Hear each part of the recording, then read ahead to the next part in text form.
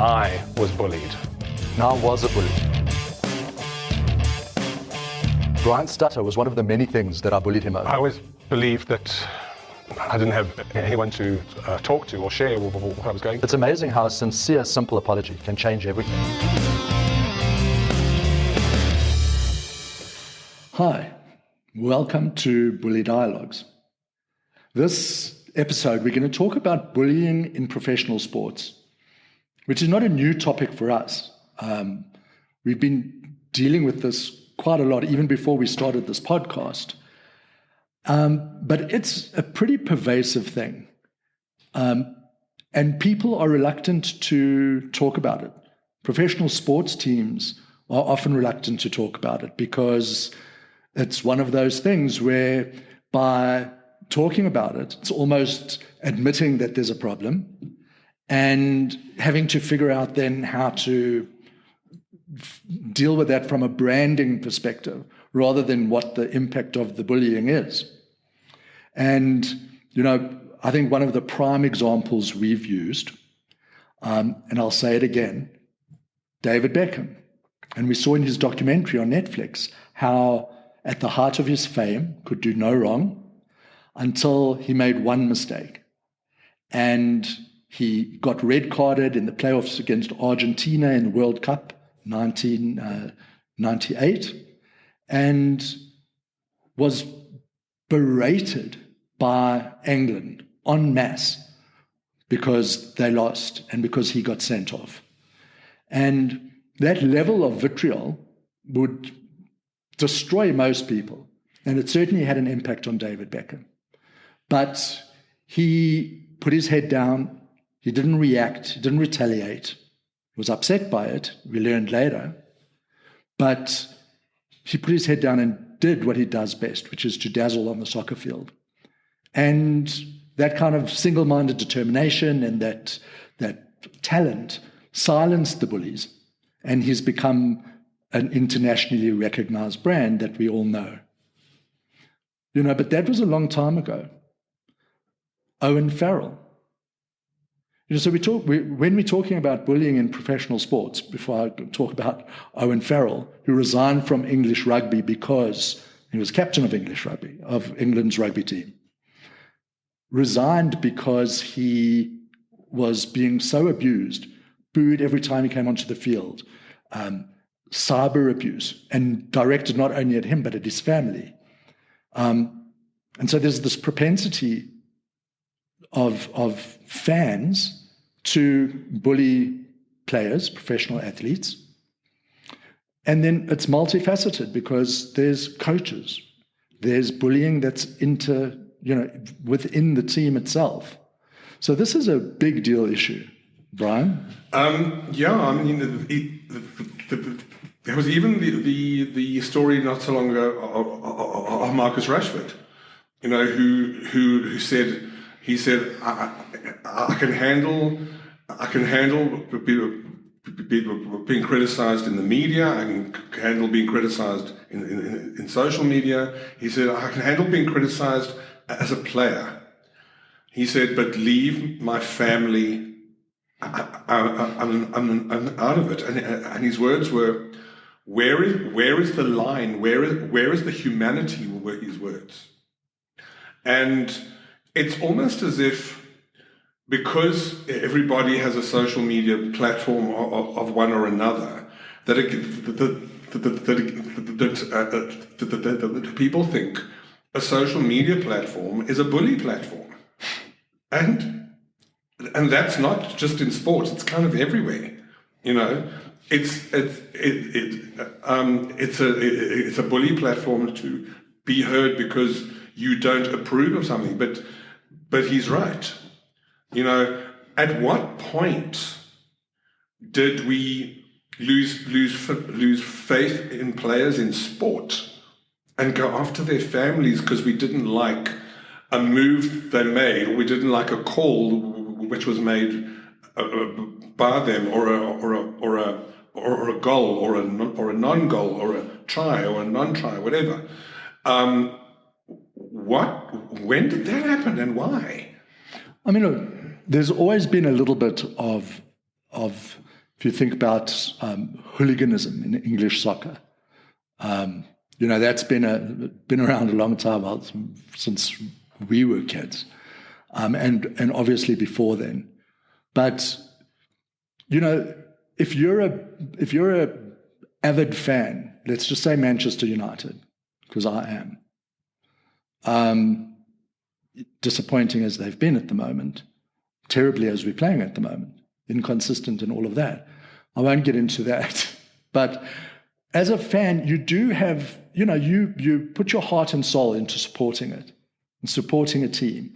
And so if a player is being lazy or having a shit game or whatever, there's a certain amount that you feel ownership of the team. Agreed. And that's the whole thing of team support. Yeah. And so it comes, But where is the line? The line is taking it further than just criticizing a play. Correct. If it becomes a personal thing, I agree that like a celebrity of any kind, whether it's sport or entertainment or politics or any field in which somebody puts themselves into an arena of being in a public persona, they always seem to complain at the same time, and fairly so, that there is a line in which they are entitled to a private life. And and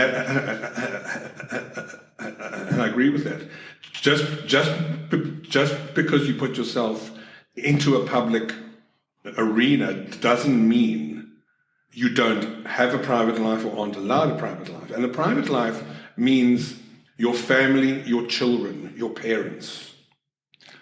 What right does a fan who may be an avid supporter like you are, what right would you have to encroach on that person's privacy by going after their family because you didn't like something that they did or disapproved of their professional situation? That would be like somebody who you were working with in an office, and you decided that because you didn't approve of what they were doing in the office and they didn't close the deal, well, instead of dealing with them and working it out with them, you're going to go after their family because they didn't close the deal.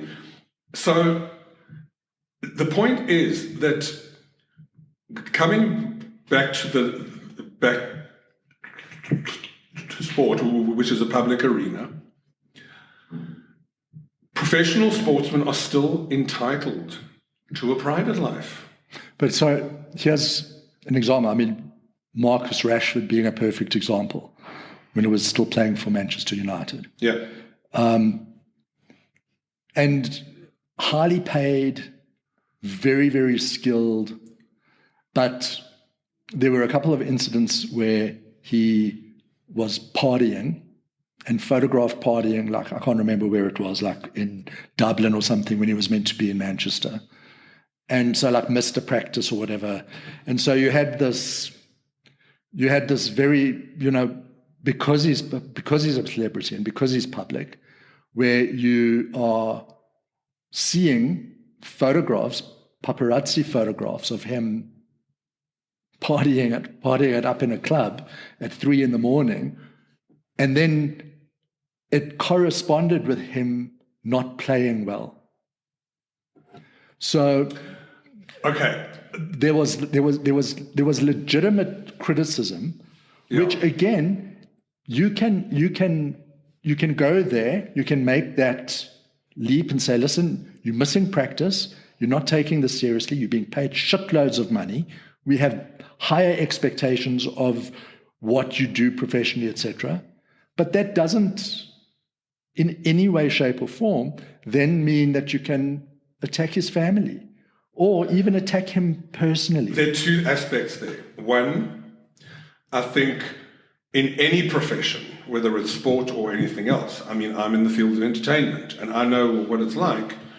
If I know I have a show, or I've got a commitment, or I've got an event, or I've got a production, I can't show up being like trashed and fucked up from a party weekend, because it's not professional.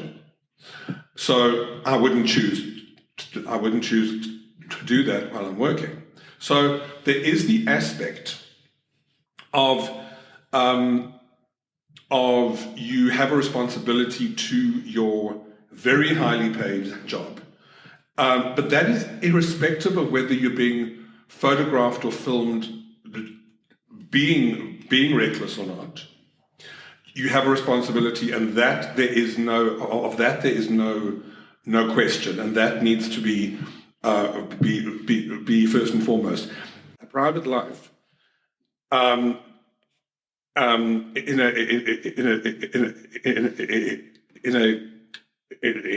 any profession, does require you to still have a sense of personal responsibility towards what your job is. However, I think what happens is, in any celebrity form, whether it's sport, I mean, my favorite sports icon in the world, and I'm not a swimmer, but I worship Michael Phelps. I didn't know that. Yeah, I was actually in Beijing in 2018, pre-COVID, and I went to the Olympic Stadium and to the ice cube, which is where the pool was, and I actually stood at the pool where he won his record number of gold medals. But I've always adored Michael Phelps. I've watched how he trains. I've watched his whole focus. He is the greatest Olympian in the world, in history. And he's certainly the most decorated. But he has admittedly, and he's been in interviews about when he was caught in a DUI, or he was seen smoking weed. So fuck what? Instead of people going, yes, but look at what he's achieving, and look at what he represents, they tore him down for a certain period because he was seen smoking weed. That's his private life. These kind of people are allowed to have that, but what happens is, whether it's sport or any other public arena, we as the public lift these people up, we put them onto pedestals, and we think they're not human, and we don't want to believe they are human. But here's the thing, that's a sort of interesting segue with Michael Phelps. Yeah. So I'm going to compare something about me you didn't know. Love it. Yeah, there's that. But so Michael Phelps, he's been covered in terms of an athlete being covered, media coverage I'm talking about, probably as much as any professional athlete ever has been. Analyzed, dissected, his training, what he eats, when he shits, like everything. But one of the things is he has abnormally large feet. They're almost like flippers, his feet. And it's just how his body is. It's what makes him. He's got length. He's got very long fingers. And his race, he won by like an nth of a fingernail. Yeah. And I mean, some have compared his feet literally to being like having flippers. But because it's natural and everything, it's fine. It's like admired and discussed and what gives him an edge, etc. And then you compare it to the response to equally natural Caster Semenya and the response to her prowess as a runner. She's got too much testosterone. She's, just the racial undertones, whether it's homophobic or misogynistic, there are all these different undertones to her treatment and the bullying that she's received, not only from the public, but from international organizations and Olympic committees and people wanting to literally inject her with estrogen to make her less competitive. Like, you don't see people saying, should we shave off some skin off Michael Phelps's toes? It's the same thing. Yeah, I suppose it is. Yeah. So there's, all these other issues come up, which underlie the bullying, whether it's the racism or misogyny or intersex phobia, whatever it is, But I think it's a very interesting thing.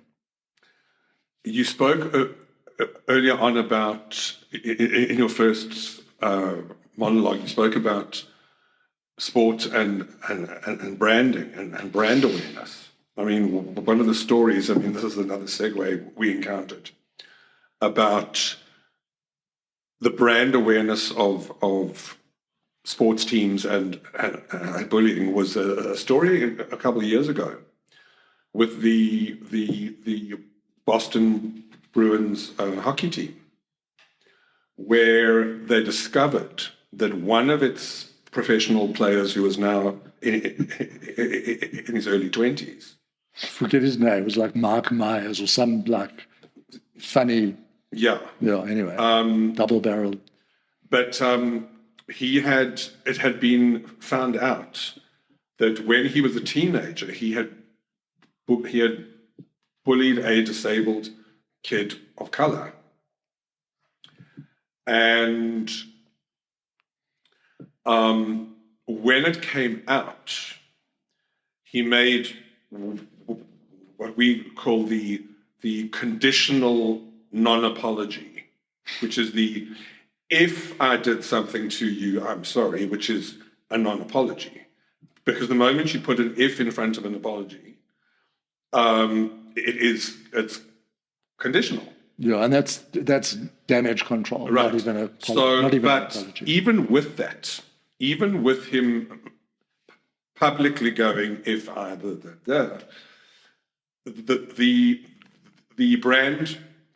brand of the Bruins looked at him and went, they don't want to associate with somebody who has that history.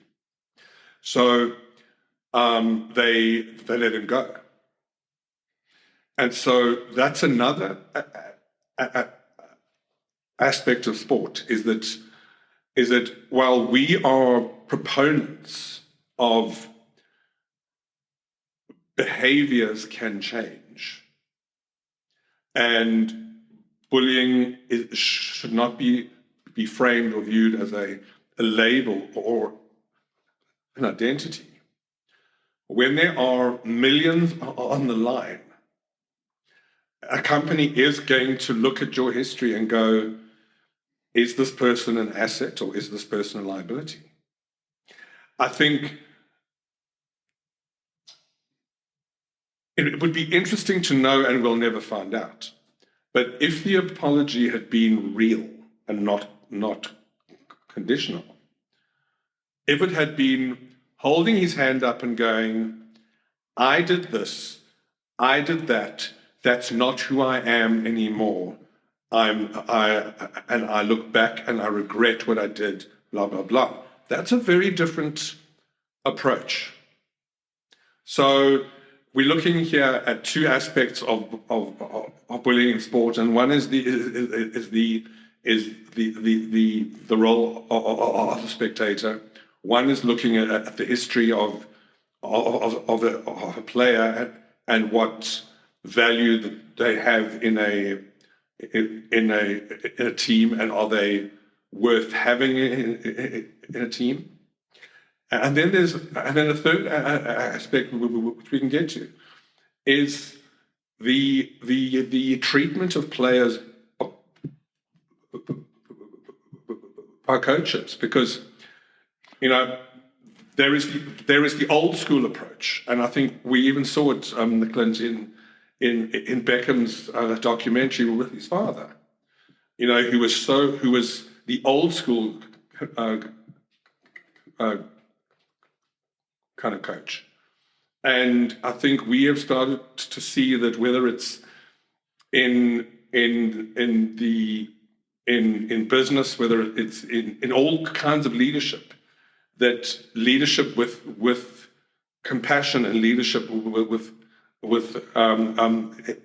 empathy and understanding get better results. I mean, you had a comment about, and you mentioned to me before we started recording, about a guy whose father had trained him and he didn't know how. Oh, yeah, there was that bodybuilder. Yeah. So there's this notion that when we speak of old school, there's this notion that tough love is what you give to an athlete. And it's the tough love that enables them to thrive, which is now being challenged as a methodology for coaching, based on some of those studies we've seen, like in the US military, where kindness and empathy are likely to generate more positive responses, both in terms of productivity, in terms of commitment, in terms of leadership, all those qualities, when empathy and kindness is brought into the equation. So you can, where does tough love, and in some instance, tough love does work, but when it crosses into abusiveness and into bullying, it's a fine line. The kid you're talking about, he was homeschooled, so he became a bodybuilder at a very, very young age. And because he was homeschooled, he didn't realize and didn't know until much later on in his life, when he was no longer under his father's iron fist, that he didn't know it wasn't normal to have to squat 150,000 times a day and to not eat and to have every waking hour be training. And that kind of abuse, he didn't know what he didn't know. Because he was homeschooled, he didn't see, well, how come I'm the only one who has to do this? He thought that's how it is. And it's you, as you said, that you raised something that is another whole topic, but I'm going to just touch on it tangentially, which is the cycle of abuse at home. Is like, people who are abused at home in whatever way it is, whether it's psychologically, whether it's in sport training, whether it's emotionally, sexually. That's what they know. And because he didn't have any exposure to anything else, that's all he knew. So he grew up with what he knew. And you often find that those kinds of people, you often ask why do people in their older life who were abused attract abusive people? And I think it's psychologically understood in psychological studies, and if there are therapists out there who want to highlight this or want to challenge this, it's my understanding that people who have been abused and who don't know any different, that's what they know is love. So that's why they seek out abusive people. And when we were in COVID, I went to a brilliant cognitive behavioral therapist for a short period. And one of the things he had said to me, he said, take a woman who was abused in her childhood. He said, put her in a room of 100 men, 99 of whom are kind and compassionate and empathetic, and one who is a mean, abusive bastard.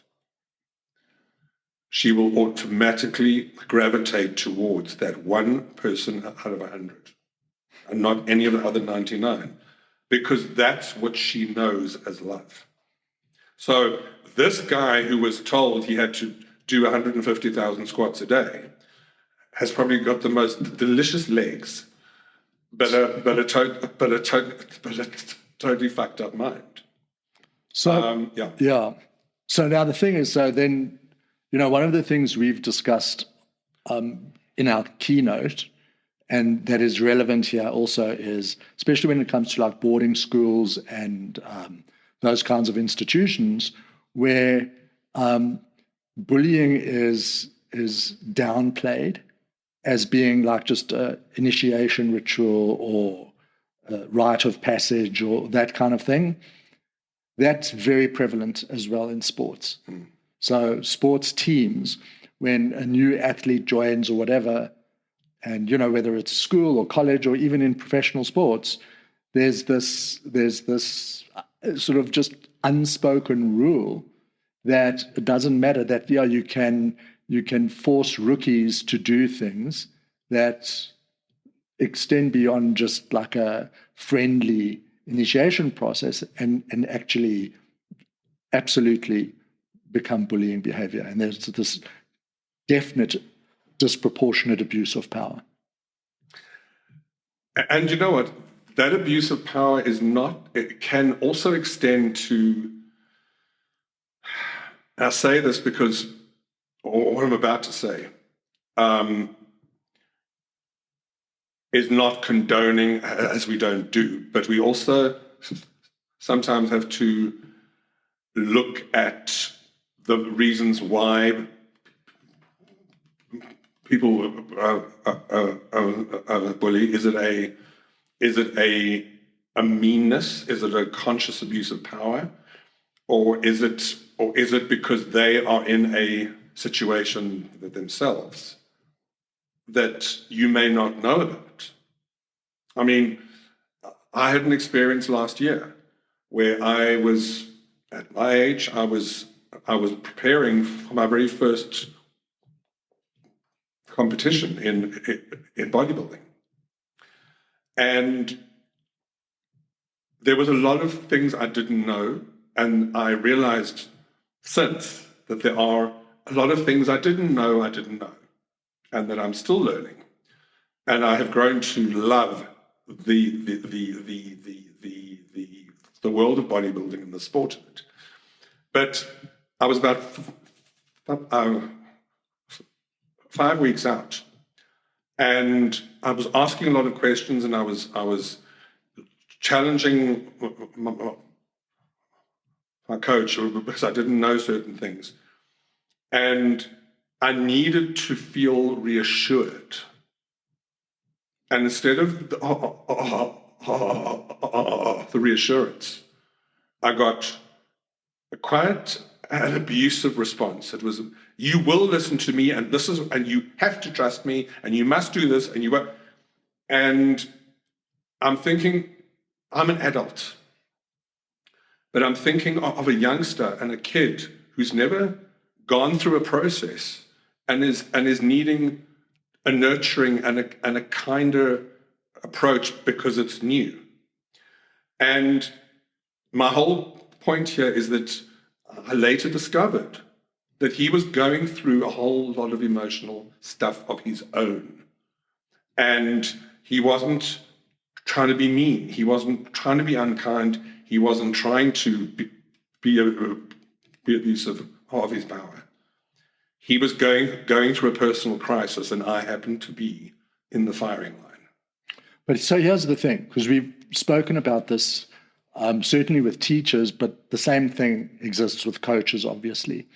So in a coach-athlete relationship, there's a power imbalance to a certain degree. because the coach's job is to tell you what to do, and yours is to listen. However, so if a coach is telling you what to do and pushing you hard, even sometimes in a tough love situation, all of that is understandable. And if the motivation behind that is to get the best out of the player or out of the athlete, is different from a coach who is being an asshole because they had a shit day and their wife's, I don't know, or husband or whoever was rude to them at the dinner table, and they're coming and taking it out on the athlete. That's different from wanting to get the best out of an athlete and maybe crossing a line even, which happens because your motivation is pure about wanting the best for the athlete. So I think that's a different thing. Going back to the... But it's still in that moment, the person who's on the receiving end receives it as being bullied. Yeah. Receives it as being abused. Yeah. And I certainly, in that moment, I mean, I was absolutely shattered because I was like, I need to be guided, not broken down. And I felt broken down. But, you know, and you're like mature enough to have recognized that and to have been able to, you know, step out of it or to, you know, do whatever you had to do to get yourself out of that situation. But you look at, I mean, there's an example, another hockey league example, like in 2021, it was the Chicago Blackhawks, where a guy accused, a former player accused one of the coaches of sexual abuse. And there was all this major fallout. And what the report, an independent report, revealed is that there was this much broader culture of bullying that was covered up and that people were silent about and people didn't want to talk about. And you look at Simone Biles, you know, one of the most decorated, finest Olympian gymnasts that ever was, ever has been, still is. She's spoken about being bullied by coaches and being abused, and not to mention the all of those gymnasts. I forget Reese, what's her name? I should know this. But it was that like gold medal winning dream team. Yeah. You know, whether it and all of them, they were being sexually abused. And the gymnastic organization that oversees all of gymnastics, the American Gymnastic Association, whatever it's called, I'm probably getting it wrong, they knew. And they covered it up. Now, you know, I mean, there is a distinction between bullying and sexual harassment, and never mind just sexual harassment, sexual assault, you know, rape in that case.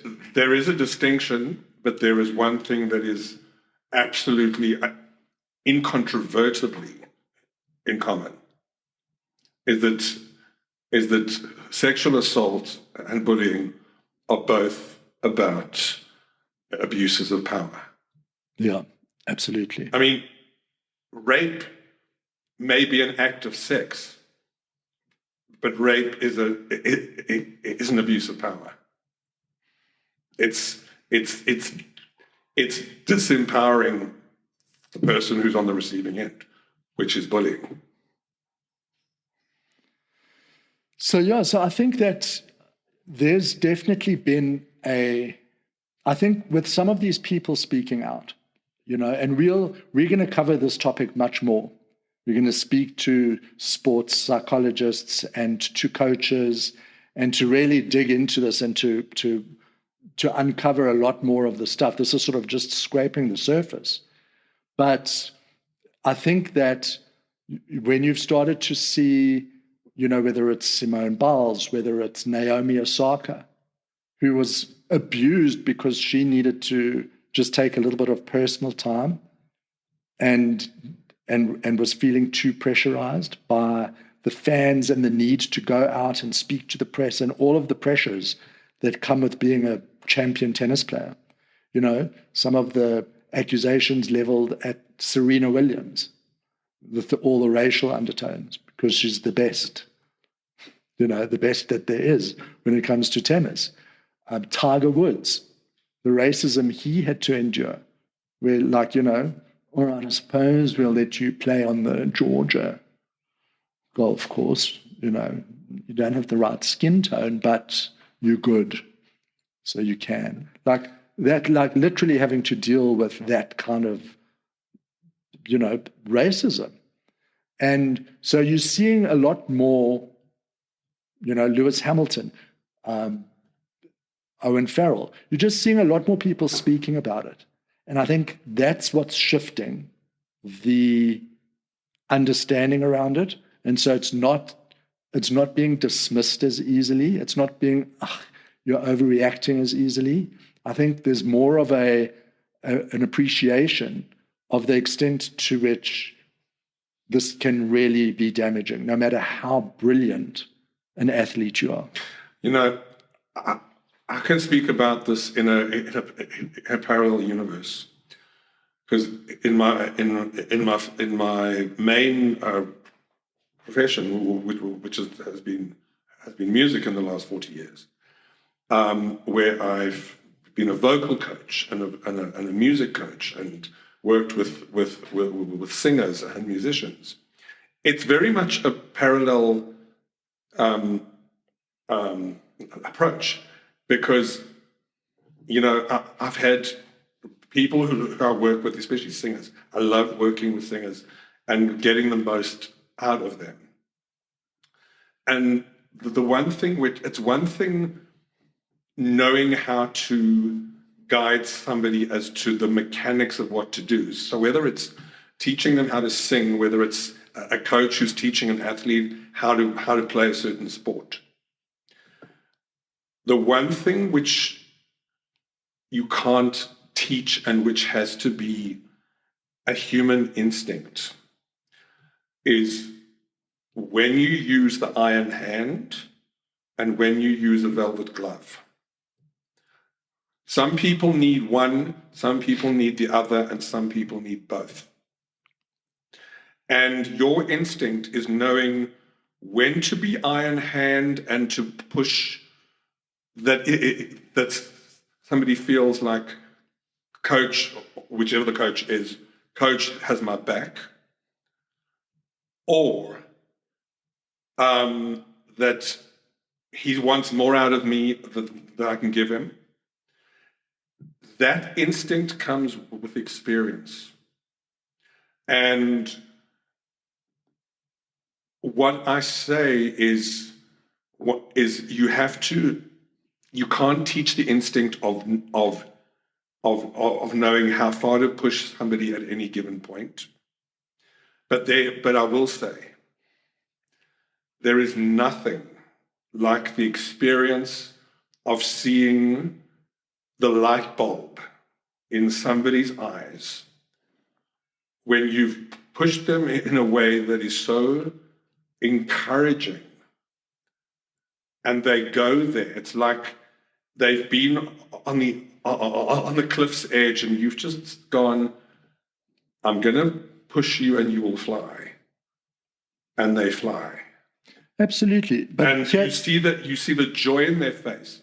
That for me is real coaching. Sure.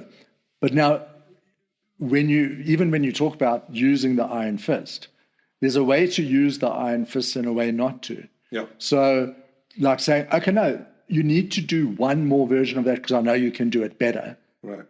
Is different than humiliating the person in front of everyone. Correct. Saying that was a shit rendition, like, you know what I mean? So it's also how you applying the iron fist. Oh, listen, I saw it a few years ago.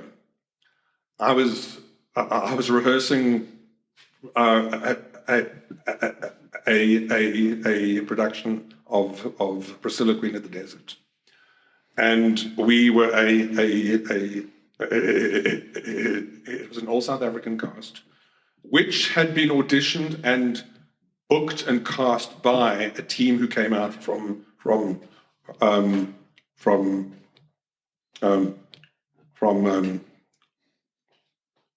Australia. And this lot were the biggest bunch of see you next Tuesdays. Yeah. The biggest bunch. There was amongst them a choreographer who had demeaned the one boy day after day after day after day in front of the whole company.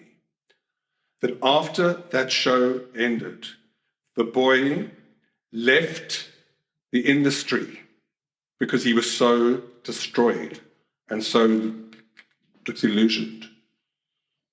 What the fuck is that? Well, listen, I think... Whereas I've worked with the choreographers who've done the opposite, who've gone, I cast you because I saw something in you. Therefore, I'm going to do what I need to do to get you to where I need you to get. Yeah, exactly. A different ball game. Yeah. But I think that it might be, I think it would be an interesting podcast. I think some of your fans and some of your, people who've followed your career I think it would be an interesting conversation to talk about bullying when it comes to auditions and bullying when it comes to performance. And, Definitely. And all of that kind. I think that's an episode unto itself. Sure. But I'm just saying the whole parallel of coaching, whether it's in performance or whether it's in sport, there are parallels to the how you get the best out of somebody without breaking them down. And so, I think that one of the things that just sort of, in even wrapping this up, because I think we're near there, one of the, as much as there's been this shift and kind of a sea change shift in terms of, the athletes that are coming out and speaking out and what have you. And I think that, yeah, sure, that's making a difference, but there's still shame. There's shame around being bullied, and there's shame around speaking out because it's the same old, whether, especially in male sports where complain about being bullied is something that potentially, makes your manhood be brought into question, because real men don't complain about being bullied. There's still that. And so that continued with just the same normalization of it because it's just a rite of passage and boys will be boys. And the same thing happens with girls. I'm not saying that it's that different. I think there's, the same shame and the same humiliation and same not wanting to be the one to say how this is impacting you because the whole team accepts it. Yep. And that's part of the locker room culture. And it just is the way it is. And so people don't want to rock the boat that way because then it potentially threatens their career. It threatens their prospects. And certainly if it's the coach that's doing the bullying, even harder than if it's just among players or teammates. And part of the problem is there's a lack of conversations like this one. Yeah. And so hopefully we're doing our part to bring attention to this because it really is pervasive. And because it's sport, it's an interesting way people, when we've spoken about sports, even in our keynote, there's a different kind of a listening when you're talking about a sports hero doing something or a pop culture person like a Taylor Swift, but certainly like when we've spoken about sports figures. I've seen like a different kind of a listening that emerges. On my wrap-up, I just want to say something about coaches, and this is both being a coach in my field of work and now having experienced being with coaches in my bodybuilding sport, that there is such a responsibility to the person who you are coaching, or who, as a coach, whether you're on receiving end or are you on the giving end, because you have the power, and this is the positive power. You have the power to make such a transformative difference in somebody's life with what you do. And I'm sure I'm not alone in saying this, because I've seen it in people that I've coached. But I know that I look up to people who coach me and people who teach me, because if it has changed the course of my thinking, the course of how I approach something, that person has made a positive difference in my life. And therefore, my final word to coaches in any field, particularly in sport, is when that person you are coaching has long gone years later and they've grown up or they've moved on, do you want them to look back and think of you with a fear, a pain, a regret, and feel trauma, or do you want them to kind of look back and go, wow, that coach was life-changing for me in the most incredible way? And you know what? My coach last year, even though things happened the way they happened, I will always remember him, because he was life-changing for me, and he got me to love the sport in a way that I never thought I would. So there is a positive outcome to all of it. I think that's a good note to end on. Until next So again, once more, if you've been bullied in a locker room or in a sports team or by a coach, we want to hear from you. We want to share your story anonymously if you want, but please do communicate with us on any of the social media platforms. And also, if you are a coach or even a player who feels that you have bullied somebody else and are willing to talk about it, we want to hear from you. Absolutely.